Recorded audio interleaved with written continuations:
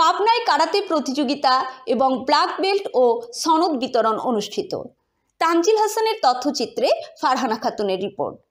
Bangladesh ideal সিতোরিও karate দো association Pabna আয়োজিত karate প্রতিযোগিতা 2024-এর সমাপনী অনুষ্ঠান অনুষ্ঠিত হয়েছে।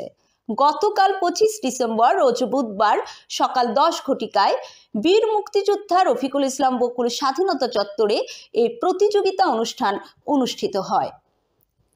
আইডিয়াল সিতোরিও কারাতে দো অ্যাসোসিয়েশন পাবনার ভারপ্রাপ্ত সভাপতি মকসুদুল আলম নয়নের সভাপতিত্বে অনুষ্ঠানে প্রধান অতিথি হিসেবে উপস্থিত ছিলেন মোহাম্মদ জাহাঙ্গীর আলম, অতিরিক্ত জেলা প্রশাসক পাবনা। বিশেষ অতিথি হিসেবে উপস্থিত ছিলেন জনাব মোহাম্মদ ইমরুল হাসান, সহসভাপতি আইডিয়াল সিতোরিও কারাতে দো অ্যাসোসিয়েশন, জনাব মোহাম্মদ তরিকুল ইসলাম, জেলা ক্রীড়া অফিসার পাবনা। উক্ত অনুষ্ঠানে অংশ নিয়েছেন নানা বয়সী প্রতিযোগীরা।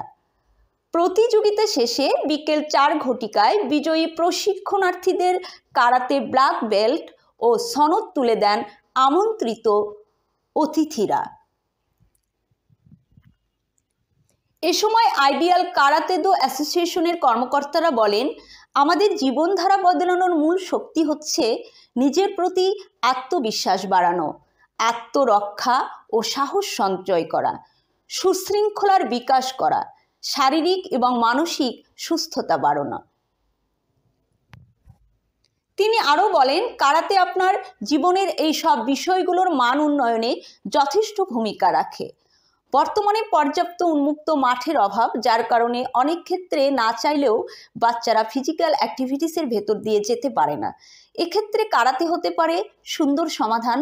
কারাতে এমন একটি বিষয় যা আপনাকে জীবনের প্রতিটি ক্ষেত্রে সাহায্য করবে, সুস্থ জীবন থেকে শুরু করে চিন্তাশীল, ডিসিপ্লিনড, কনফিডেন্ট, অন্যায়ের বিরুদ্ধে সোচ্চার।